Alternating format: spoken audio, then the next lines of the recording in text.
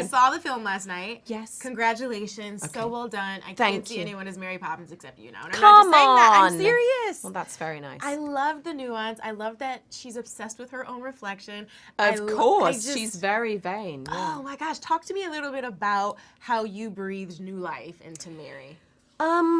Well, I knew when Rob called me about it that I was I had this sort of dual reaction of feeling completely thrilled by the idea of the next chapter and the magic continuing and sort of my version of her, but also filled with trepidation about that because she's such an iconic character and she was played by somebody so iconic in the original one. And so I think it's like, how do I carve out new space for myself? And for me, I really dove into the books. You know, there were 7 other books written. And they were a huge source for me because she is very different in the books and she's completely bizarre and sort of vain and rude and funny and just so funny.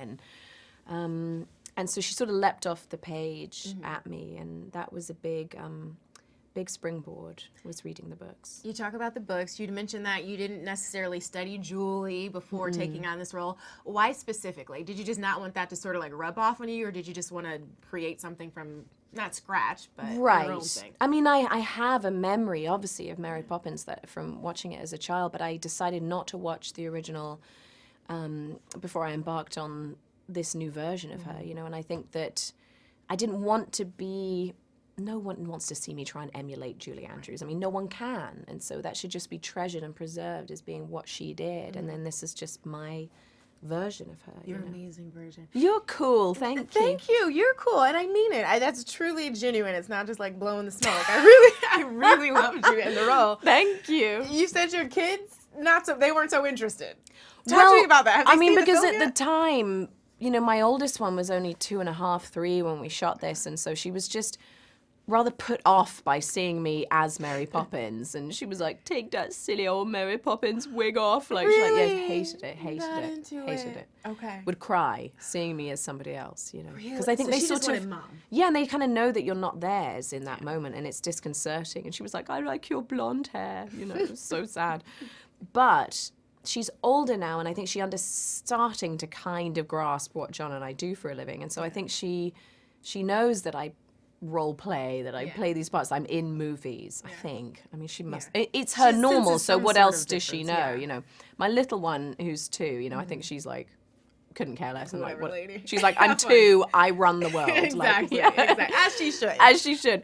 But Hazel just saw my version. Oh, goodness. What did Hazel think? She loved it. Okay. Absolutely loved it. Good. And then cried really hard when she leaves at the end. Why? She just hates that she leaves, you know. Hazel's a crier. Yeah. She gotta get it out. So sad that she Poor leaves. baby. Yeah. But I remember feeling that as a kid when Mary Poppins leaves at the end. Yeah. It's like you grieve for her. It's like she's come in and changed everything and fixed everybody and healed everybody.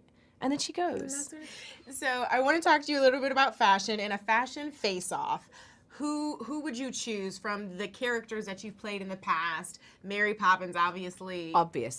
A very iconic but specific fashion choice. Right. Who's your favorite to step Well, I've played some pretty unfashionable people. Like, I mean, Sicario was like a t-shirt, so she's out. It's comfortable. Girl on the Train, massively out, because she's in like a 90s pantsuit. She's gone.